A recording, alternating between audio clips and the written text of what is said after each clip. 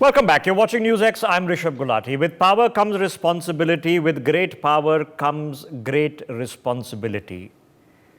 All of us have some power and some responsibility, starting with ourselves and self-improvement and what we can do to make ourselves sufficiently empowered to contribute to others. We have to first, many of us, begin working, become financially self-sufficient, independent, then take on the responsibility of supporting others, maybe family members. So it starts with yourself. What can I do to empower myself that allows me then to empower others? As a developing country, as a whole, at the cusp of a once-in-a-history change, a level up that is taking place, the same applies to Bharat, the country of India. We have to empower ourselves from a country that once could not feed itself, that had rations and famine, from a country that could not make enough milk for its children, from a country that couldn't defend itself, to a country that can do all of the above and then take on roles of responsibility across the region and the world. With responsibility, of course, comes no guarantees, no burdens. You could have changed the diapers of your children and paid for their schooling and paid for their college, and in your old age, they might still throw you out of the house and throw a property case on you. You could be the most loving and caring spouse, but your partner might still cheat on you. So you could provide a $4 billion rescue package to a neighbor, and they could still invite Chinese ships into their ports. It can happen. You could supply vaccines to a tiny island nation, and they could still come out and openly say, India, get out. That can happen. But when you espouse the principle of Vishwamitra, what is the responsibility that you have to be willing to continue despite all provocation? Where is the line? Where do you stand for yourself? We've had these conversations before. There was a time when India interfered physically in a civil war in Sri Lanka with all the best of intentions. Didn't go well. There was a time of a coup in the Maldives where India literally saved the country. There were also times when we blockaded Nepal because these countries now depend on one of the largest food suppliers in the world with a surplus of everything, including what you're seeing on your screens, and which is why we're here to discuss today, onions and tomatoes and rice and wheat. From the Malaysians who are now buying rice out of us to the supplies that have just gone to the Maldives, now 24,000 tons which are being sent to the UAE and to Sri Lanka, where the food and the oil and the credit lines and the convertible foreign currency lines that India extended over the past 1 year literally saved the people from a nasty situation. You're seeing India as a country now play a very proactive role. I've never seen so many Indian naval vessels do policing operations, anti-piracy operations off the coast of Yemen. Not only of Indian shipping, but of all worldwide shipping, including incidentally rescuing Pakistani crew members. So let's have this conversation because it's a complex one of what is our responsibility, how do we best meet it, and what do we do when the hand is in turn not as firmly held. Joining us on the broadcast, Ambassador Mahesh Sachdeva. Pathikrit is on the broadcast with us. Mithali joining us on the broadcast, and I'm told Gautam Mukherjee will be joining us very shortly. Ambassador, let me begin with you, sir. So on the point itself, right? I mean, you could be nasty. You can say, okay, you know what? There are local elections coming up in the Maldives, and there's nothing like a food price shock that would really hurt the people and therefore influence the politics. I mean, onion prices, sir, you would remember, used to be a huge deal in India not so long ago. Politically, a very sensitive topic not so long ago. We have friends in the UAE that we would like to consider close friends now. and they don't grow much food. So they are going to be dependent on large agricultural suppliers like India for supplying their burgeoning economy. What have you just seen take place, sir? I think it's a very interesting question. At one level, it shows expanding, deepening soft power of India. At another level, it shows strategic outreach. Third level, I would like to call it popular diplomacy, as different from government to government diplomacy, and winning the hearts and minds of the public at large in these countries, instead of, even when the government to government ties are a bit frosty. So all told, I think we are beginning to act more consummately in diplomatic behavior. And it's not a zero-sum game. It would entail short-term risks, as you very correctly mentioned. They can tweak a thumb at us, snook a cock, and then go on to people or countries that we have reservations about. But then I think fostering dependences is a bit more cynical way of putting it. If you have a country depend on you for onions and tomatoes, software, refined hydrocarbons, and so on, that entitles you to leverage that power, which somebody else cannot. There are opportunities down the line. Where I was, for example, in Nigeria, we couldn't meet a lot of things that Chinese could do, but there were things that we could do that Chinese couldn't and still aren't able to. Software, training, medical tourism, pharmaceuticals, IT courses, skill development, management. These are the kind of things that shows India's soft power. Okay. And I think it's not been fully leveraged. Okay, so Ambassador, then let me ask a follow-up question before I open Pratikrit. Now, not too long ago, okay, and I'm sure to a large part of your career in service, sir, oftentimes the criticism was that, and I've experienced it from foreign personnel, that you guys always talk about India as a rising power. But push comes to shove, when there are global issues that take place, which are complex, you never do anything. You never get involved. You stay away from it.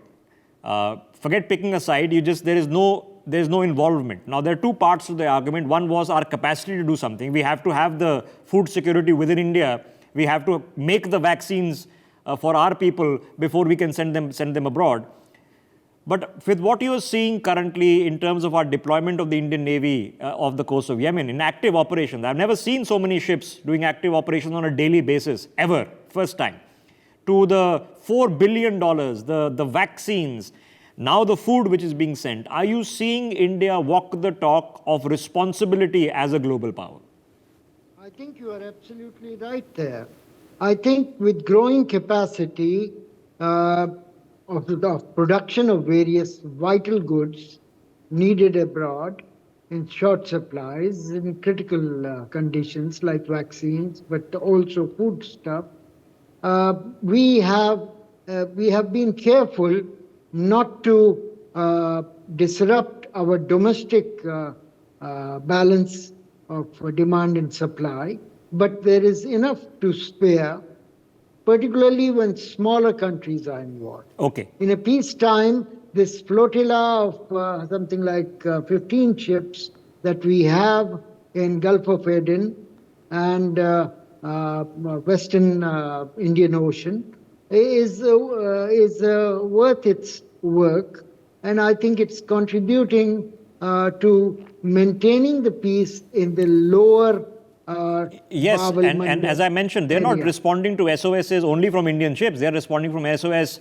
no matter who makes it. As incidentally Absolutely. saw a few days ago, rescuing a Pakistani crew who were thanking the Indian Navy very recently. So let me get Pathikrit on this. So Pathikrit, it is that point of flux. And the reason I say it's a point of flux is when we also now have to figure out, because we've been talking about it for the better part of a generation, that India is a rising power, India is a rising power, India is a rising power. Of course, to be a rising power, first you have to, like I said, empower yourselves. If you can't feed your own people, if you can't vaccinate your own people, how will you help your neighbor? But now we have the capacity, and increasingly so. Excellent. Now what do we do with it? Are we heading in the right direction? Rishabh, absolutely. We have the capacity today and we have the willingness to go ahead and help without, often at times, not expecting immediate favors in return. You know, the reason why, if you see the operations by Indian Navy in the extended Red Sea region and the Arabian Sea, the reason is this. India today is almost a $4 trillion economy, and it would not prefer volatility in its neighborhood and the extended neighborhood. So there is an ulterior objective as well, because we have seen what happens when there are supply chain disruptions during the COVID situation and the post-pandemic situation. So we have an objective in that way. Secondly, India cannot be an oasis of development when the whole of neighborhood is in sheer turmoil. So yes, our problem is not with the people of Sri Lanka or Maldives or Nepal. So wherever there is a requirement, we have gone ahead, help them. The only issue is this. I think the Shishupal and Krishna, legend story is a great example for us. There are occasions we have forgiven them, we have ignored them in spite of certain things they have done. But we have never tried to deliberately steer and change their foreign policy. We have never, unlike the Western powers, we have never said either it's my way or highway, either you are with us or against us. But we are also at the same time making it very clear to them that we will behave as somebody who can help you when the need be. And there are demonstrable actions that India has done. But there are certain red lines. And I think many of these countries gradually are understanding the red line, that you cannot allow the Chinese in the name of civilian research set up bases which will eventually be targeted towards India. And if you look at the operations of Indian Navy in the region, it is also a demonstration to China that you can have a bigger navy in South China Sea. But when it comes to our backyard in Indian Ocean and the Arabian Sea, we know how to operate. That kind of capability we have. Second is very important. The importance of this is this. Of course, there is this economic interdependence that is happening. Today, when I interact with many people in Sri Lanka, that animosity that was there 20 years back, even 15 years back, that is not there. I'm giving a very simple example, Nidahas Trophy in the final when Dinesh Karthik actually defeated Bangladesh. The way the Sri Lankans were supporting for India, I mean, who would have thought that probably 20, 30 years back, it was the same Sri Lankans who were vehemently against India. That has changed. So I think these small examples, these small steps are important, but the larger context is not that India has forgotten. Yes, we will give you vaccines. We will give you alternate 5G. We will help you become part of the larger development of India and South Asia. But please understand, India has also changed in certain way. It cannot be one-way door. If you continue to do what you're doing in terms of allowing China to set up the bases, then if the push comes to a shove, then we will actually tell you where the red line is. So there is a Goldilocks zone. Life is about balance. Okay. And Tanvi, now the question then is, Mitali, the question then is, are we then indicatively finding that balance, right? So you had a very tough stand, all right, with the Maldivians who were not being, Muizzu, to give him credit, wasn't being subtle about it. He was very in your face about it. I am campaigned with a t-shirt that says, India get out, okay? And that is the point of principle of my policy. So he's not being subtle about it, he's being very in your face about it. Very recently, just a couple of years ago, the incumbent administration in Nepal was being obscenely provocative. They were trying to amend the border. The Chinese envoy was taking meetings on a daily basis with the Nepalese president on elections and whatnot matters. It was obscenely provocative. But we did not have a provocative reaction. We've already discussed the Lankans who've got $4 billion in aid and more, but where's the balance? Where is then we say, okay, what is leverage versus what is hearts and minds? So I think, Rishabh, the basic answer to this question, and I am speaking about this from my recent experiences in Bangladesh, Nepal, and Bhutan, where I'm doing a lot of work on regional connectivity and land-based cross-border trade. And the kind of bonhomie that you see in the border areas, right? The shared cultural heritage, the shared language, the shared food, the fact that you are, exchanging millions of dollars worth of commodities between countries like India and Bangladesh and India and Nepal. And I'm not just talking about transit trade, I'm talking about actual trade that's taking place between our neighbors. This is one of the most, important and historical relationships that exists between India and its neighbors.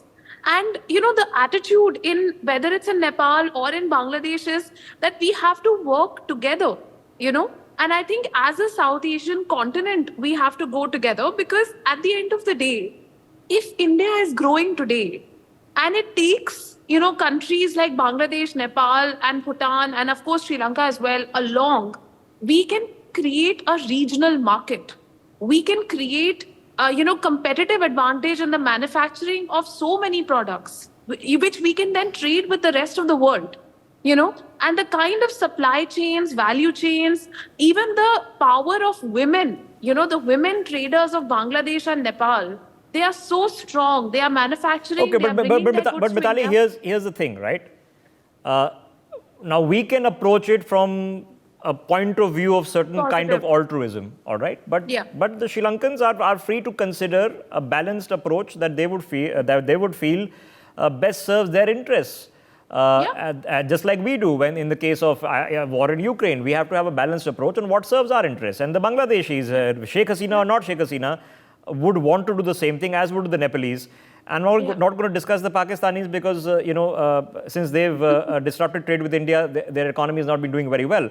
But in a practical basis, what is the tone and tenor that is being set today, which is different? As I mentioned, case studies where we have sent a expeditionary force to Sri Lanka, we've prevented a coup happening in the Maldives, we've shut the border with Nepal. What is different today than it was 20, 30 years ago? No, I think, Rishabh, there's a clear, difference between this administration and the previous administration, because this administration is focused on the economics. We are not focusing, yes, we have a shared heritage. And like you said, that helps us, open the door. But the door stays open only when you make a business case. And more, through our trade in goods, through our trade in services, we have managed to show our neighbors that you can be part of this supply chain. We are going to take, this entire continent along as one big market, as one big trading area, as one big trading zone, working on regional connectivity. And that economic argument at the end of the day is what is all going right. to keep Mithali, the thing all sustainable. easier said than done. The Europeans have been trying it for 150 years. Tell that to the Brits who voted for Brexit. In the North America, in NAFTA, they've tried it. To be fair, the Canadian economy benefits a lot from a free and open border with the Americans. They sell a lot of cars to the Americans. The Mexican economy has probably benefited somewhat, but otherwise in Latin America, there are some extremely impoverished nations which haven't benefited at all from NAFTA, including the Trans-American Highway and all that's been built. So let me now approach it from a different tack. Ambassador Sachdeva, from first of all the point of view sitting today, where just as a diplomat, if a country wanted help and you genuinely wished you could help, but 20 years ago or 30 years ago, we just couldn't. It was the exchequer did not allow the funds available. The other materials were not in immense supply in this country that we could send them by the shipload. For a current batch of Indian diplomats to be just the ability to respond, how much do you think that has changed? I think it has evolved with the dynamic of the domestic situation, the dynamic of Indian economy. It has gone home. Our younger diplomats are more self-assured. They have the local autonomy to do more things than, let's say, a decade ago. I should also add here that the general thrust of Indian diplomacy is clearer, and mandates in a roundabout, in a granular manner are given. That way, our diplomats in the field are entitled to finish the issues and find points of convergence, find points where Indian help would have greater bang for bucks. And there also is a certain sophistication to bridge the people-to-people tie-up. Tourism, Mitali has not mentioned, but that is a big bonus. Yes. Maldives, for example, was dependent on Indian tourists. And some inapt remarks have been an automatic setback Yes. to that. Okay, but relationship. Ambassador, let me give people an example. I've been to the Maldives when I was very young. I was 10 years old. And at that point of time, the ability for an Indian citizen to take away foreign exchange from India was limited to $2,000 per person per year. It is now $250,000 per person per year. It's not a minor change. That's $250,000, ladies and gentlemen. That's because your forex reserves are sitting at near $700 billion.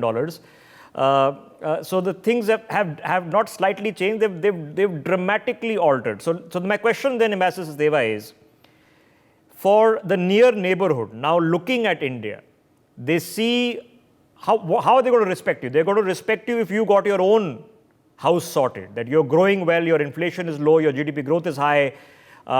There is some respect to be seen in the way you're building the infrastructure, the building your cities. There is something to look up to. That the political leadership is clearer, that as you mentioned, that you're able to lead and therefore have your own house in order and able to provide assistance where required. But at what point of time does that convert into a friendly enough association that we can start talking about economic pacts and more open borders? I think there is, it's a two-way street. Friendship is not only conducive to FTAs, FTAs also are conducive to friendship. If greater dependencies can be put together through FTAs over a certain number of years, I think it's worth pursuing them. Now, let me also say that the purchasing power of an Indian rupee vis-a-vis dollar is nearly 3 times that of the official exchange rate.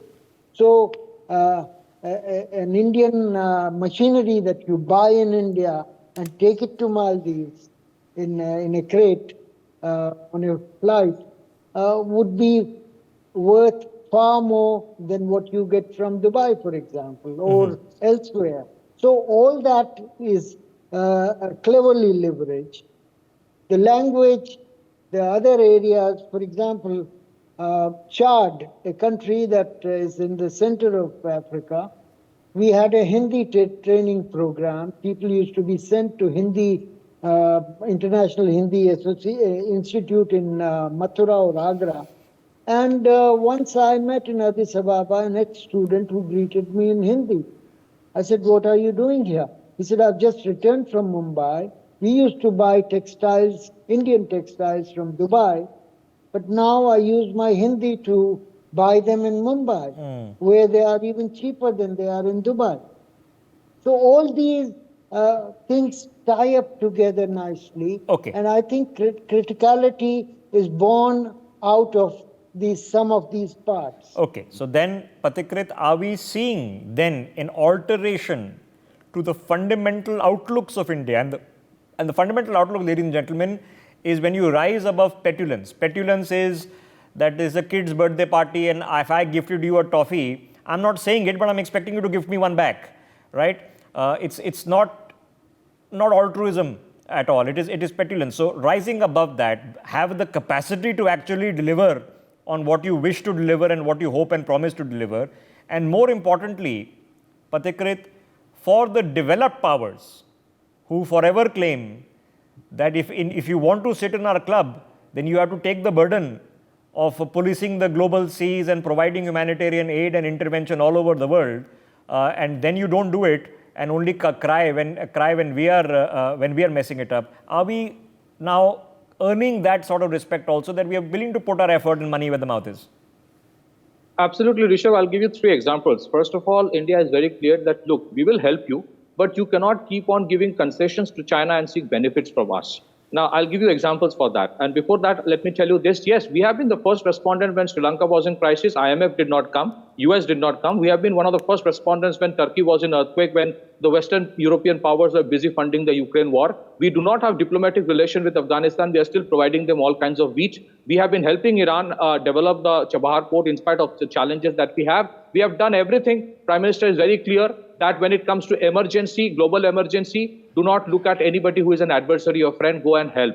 But at the same time, let me give you 3 examples. In case of Nepal, it is in financial crisis. We are importing 10,000 megawatt of electricity, hydroelectricity from Nepal. The condition is very clear. We will only take hydropower from Nepal or from the hydropower plants operated by Indians, but not Chinese. That's number 1. In case of Bangladesh, they built a bridge on the Padma River costing 35,000 crore. Almost 40,000 crore in Bangladeshi rupee, which is almost equal to 1:1 with India. Now, in case of India, a similar bridge on the Bogibil bridge in Assam, India built for 5,000 crore. Look at the difference between seeking help from China, the kind of debt it creates, and look at when you make it by an Indian company. It was built probably by L&T in case of India. The example is being taken in Bangladesh. Third, in case of Sri Lanka, for every Hambantota that the Chinese was given by the Sri Lankans, today, India company Adani has been allowed to build the Colombo Western International Terminal, which is being built by Adani, which is being backed by American financial institutions like DFC, which has given 4,000 crore of funding. There are major wind projects coming up in Sri Lanka with investments coming from India. So I think these countries have also realized that, yes, when it comes to challenge and a crisis, India is the country to go to, because India will not look for quick concessions and say that you do this, then only I'll help. But at the same time, India is making it very clear, you cannot keep on seeking concessions from us and give all your benefits to another country. So I think that message has been given in a very subtle manner, without pointing fingers, without raising the voice, without having a threatening tone. We have been helping. We are not part of the Poseidon or some kind of they have created this alliance for the Red Sea, the Americans. We are not part of that. Correct. Some guardian. But we are helping out more than them. We have deployed more ships than them. We are helping everybody. The Americans, I don't think will rescue the Iranians if they are attacked by any Somali pirate. We will do. Yeah, may or may not. True So that. we are becoming the true friend and voice of Global South. That is also a concern for the West, let me tell you, Rishabh. Yeah, of course they're not happy for it, because they want to be the voice of everyone, including the Global South. So I'll leave the last word with Mithali. Mithali, in a real sense, I know it seems now, given the scale of the way we are operating, which is a lot different from 20 years ago, 20,000 tons of onion doesn't seem to really make a big deal. But it is a big deal, because it's a point of principle. There's an election going on in India. Inflation does matter. Vegetable prices do matter. That 20,000 could have knocked off a rupee point of the onion rate in India, but we chose not to do it. That's a different thinking and a different confidence in thinking. The same during the vaccines. Those vaccines, you could have said perfectly reasonably that we will inoculate 2 billion doses in India and then we'll export. We started before that. What point of thinking is that telling the world? No, absolutely, Rishabh. I think the thinking is, the whole thinking which was given during the G20, that it's a, full Vishwa that we are taking together. Vishwa Kutum, right? We are taking the Global South with us. We are leading the Global South. And we are also the first people to call out a lot of Global North-backed institutions, such as, international organizations where our external affairs minister is speaking pretty much on a daily basis and saying, I don't need this institution to tell me how to run my country. And a lot of Global South countries are agreeing and echoing that sentiment today.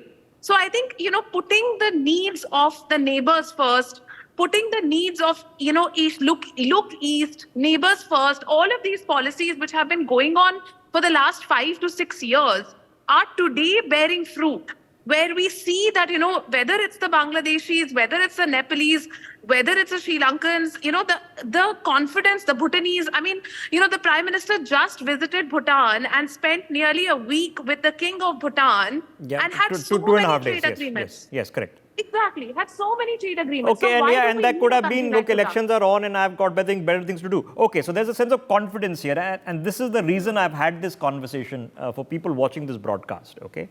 Because not only people in India, but people all over the world watch broadcasts like these. So what is the rise of India?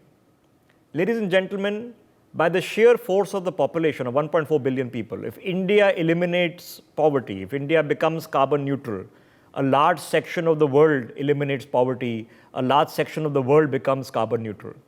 If then we have the capacity to have our own house in order, we're not a country now that is relying on IMF intervention or bailouts or foreign aid, that we need the Brits and the Americans, and their NGOs to come in. The dependence is reducing because our independence and empowerment is increasing, and therefore the ability to help the people around us is also increasing. And if that's the force we are currently representing, then we are headed in the right direction, and the world can judge this and feel reassured. For more such videos, subscribe to the NewsX YouTube channel, hit the bell icon.